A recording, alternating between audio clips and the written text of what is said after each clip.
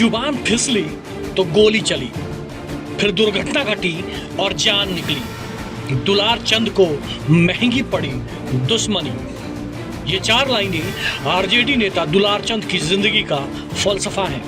किसी की पत्नी को नाचने वाली कहकर खुद को बाहुबली समझने वाले आरजेडी नेता दुलार चंद यादव का अंतिम संस्कार हो चुका है। बिहार पुलिस ने मोकामा में छोटे सरकार के नाम से मशहूर अनंत सिंह पर हत्या के आरोप में मुकदमा दर्ज किया है। दावा किया जा रहा है कि हत्या से ठीक 2 दिन पहले दुलार चंद ने अनंत सिंह की पत्नी को नाचने वाली बताया था। वो नीलम देवी नहीं, नीलम खातून है। चुनाव लड़ रही थी तो लोग दरी लेकर दौड़ रहे थे, कह रहे थे नाचने वाली आई है। अनंत सिंह ने उसे रख लिया। दोनों की कोई शादी हुई थी।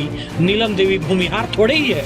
आरजेडी नेता दुलार चंद यादव के ये विवादित बोल ही उनकी मौत की वजह बन गए और महज 48 घंटे के भीतर ही 30 अक्टूबर को 2 पार्टियों के बीच झड़प के दौरान उनकी हत्या कर दी गई। इसके अलावा भी उन्होंने एक बयान भी दिया था जिसमें उन्होंने कहा था कि अनंत सिंह की एक आंख खराब हो गई है, इसीलिए रात दिन काला चश्मा पहनते रहते हैं। इतना ही नहीं, दुलार चंद ने अनंत सिंह के मंच टूटने का भी मजाक उड़ाया था और निजी बयानबाजी की थी।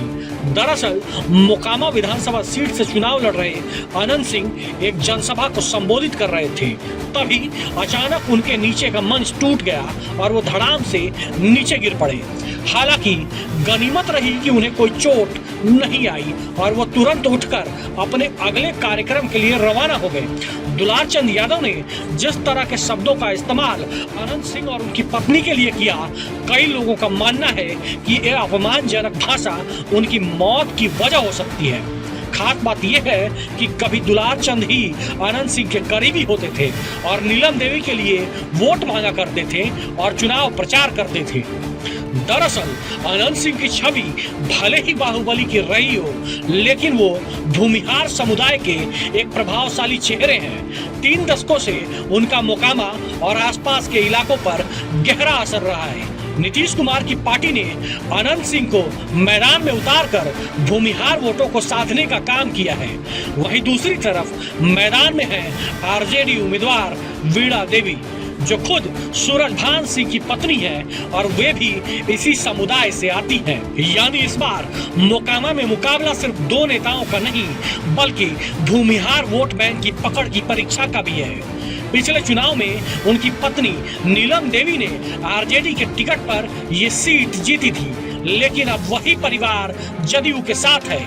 ऐसे में अब नीलम देवी आरजेडी के फुल टारगेट पर है। लेकिन आपको बता दें कि नीलम देवी असल में कितनी प्रभावशाली रह चुकी हैं। नीलम देवी सिर्फ एक बाहुबली की पत्नी ही नहीं है, बल्कि उन्होंने घर की दहलीज से निकलकर लोकसभा से लेकर विधानसभा तक का सफर तय किया।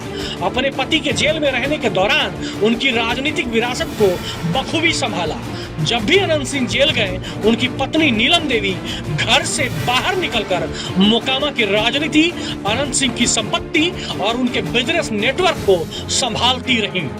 2019 के लोकसभा चुनाव में कांग्रेस ने अनंत सिंह की जगह नीलम देवी को मुंगेर लोकसभा सीट से उम्मीदवार बनाया। हालांकि आरजेडी के समर्थन के बावजूद नीलम जदयू के ललन सिंह से हार गईं। दूसरे स्थान पर रहकर भी नीलम ने 3,60,000 वोट हासिल किए, जिससे उनकी राजनीतिक मौजूदगी दिखाई दी। नीलम के राजनीतिक जीवन में असली बदलाव 2022 में आया, जब अनंत सिंह को यूएपीए मामले में 10 साल की सजा हुई और उनकी विधानसभा सदस्यता चली गई।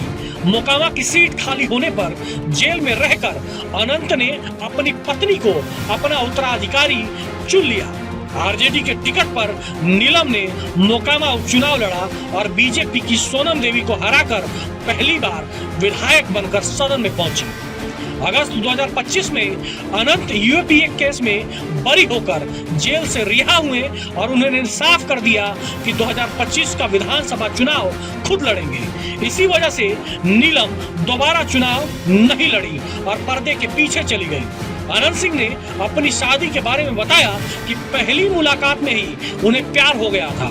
कुछ ही दिनों बाद दोनों शादी कर बैठे और नीलम को लेकर उन्होंने कलकत्ता के काली मंदिर में शादी की। नीलम देवी का जन्म 11 फरवरी 1971 को पटना जिले के बाढ़ में हुआ।